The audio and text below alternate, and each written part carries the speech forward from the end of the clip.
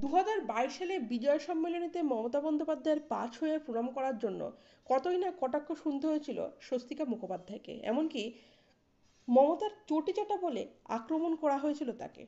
আর এবার একই চিত্রে সায়নী ঘোষকে জয়ের শুভেচ্ছা জানাতে মঙ্গলবার লোকসভা ভোটের ফলাফল সামনে এসেছে। যাদবপুর লোকসভা কেন্দ্র থেকে বড় মার্জিনে জয় হয়েছে তৃণমূলের টিকিটে ভোটে দাঁড়ানো সায়নী ঘোষের। আর সায়নীকে শুভেচ্ছা জানাতে একটি পোস্ট শেয়ার করলেন স্বস্তিকা। সেই ছবিতে দেখা গেল সায়নীকে চুমু খাচ্ছেন তিনি।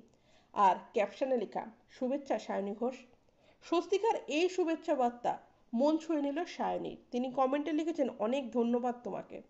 এই পোস্ট মহামূল্যবান। তবে সায়নীর কাছে স্বস্তিকার পোস্ট ভালোবাসা পেলেও নেটিজেনদের কাছে হলো ট্রোলের শিকার। একজন লিখেছেন, চটিচাটা দিদি আবার এসে গেছে। দ্বিতীয়জন লিখলেন, মুখে বড় বড় কথা, স্বস্তিকার মুখ ফুটে মানতে লজ্জা হয় তিনি তৃণমূলের সমর্থক। 2022 সালে বিজয়া সম্মেলনীতে ভাগ নিয়েছিলেন স্বস্তিকা প্রথমবার। তারপর সামাজিক মাধ্যমে কিছু ছবি শেয়ার করেন তিনি, যাতে ছিল মমতাকে প্রণাম জানানোর একটি ছবিও। আর ক্যাপশনে লিখেছিলেন, অনেক বছর পর মাননীয় মুখ্যমন্ত্রীর সঙ্গে দেখা হলো গতকাল কার্নিভালে। কি দারুণ একটা ইভেন্টের আয়োজন করেছিলেন তিনি। খুব ভালো কাজ করেছে কলকাতা পুলিশও।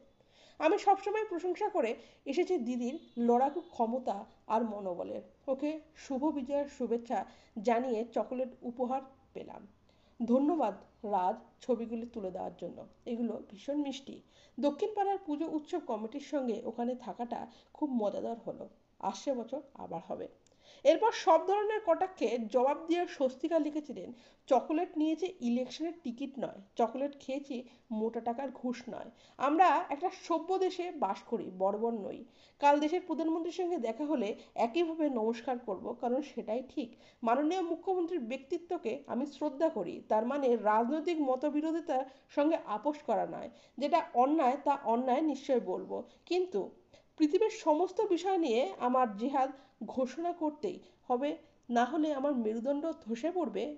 এমন কোনো দাসখত আমি লিখিনি। আর আমার ধ্যান ধারণা বিবেক বিচার আপনাদের কথায় ওঠানামা করে না।